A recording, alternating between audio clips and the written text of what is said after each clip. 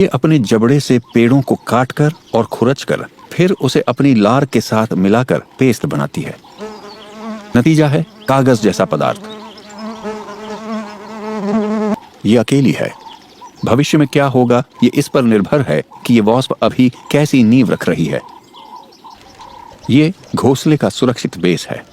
तो इस प्रजाति के जीन्स वो संरचना है जिस पर कॉलोनी कामयाब होगी या नाकामयाब।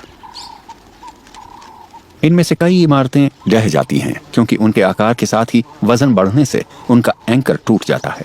ये सुरक्षित लग रहा है।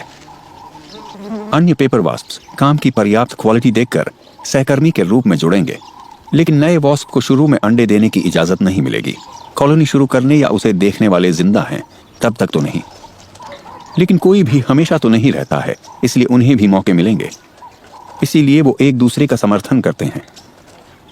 जब वास्प शुरुआती सेल्स को आकार देते हैं तो हेक्सागोनल के बजाय एक अनियमित गोल आकार बनता है।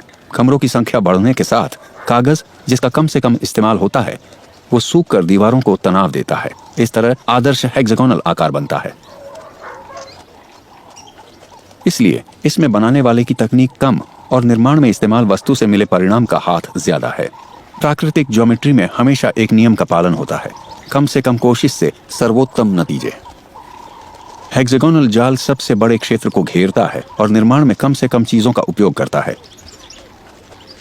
ये सब बिना दिमाग लगाए, इंसानों से विपरीत। इन कीटों की चेहरे पहचानने की काबिलियत ही इनकी सबसे बड़ी और आश्चर्यजनक क्षमता है। वो उनके चेहरे पहचानते हैं, सभी के। वो हर एक वॉस्प को पहचानते हैं, भले ही उन्हें पता नहीं कि सामने वाला वॉस्प है। उन्हें अपनी प्रजाति वालों की पहचान है, फिर चाहे वो दोस्त हो या दुश्मन। इस तरह के वॉस्प के घोंसले में कई दर्जन वॉस्प रह सकते हैं। एक आम मधुमक्खी के छत्ते में करीब 1 लाख मधुमक्खियां हो सकती हैं। इनकी संख्या बहुत अधिक होने से उनका संगठन कहीं अधिक पेचीदा होता है। अपनी उम्र के आधार पर मधुमक्खियां अलग अलग काम करने में माहिर होती हैं। हाल ही में जन्मी मधुमक्खियां श्रमिक होती हैं। उनके कौशल जन्मजात होते हैं।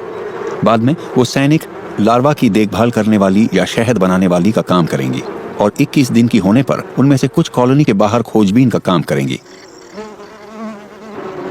लेकिन कामयाबी उनके समुदाय के लगातार बढ़ने पर निर्भर है।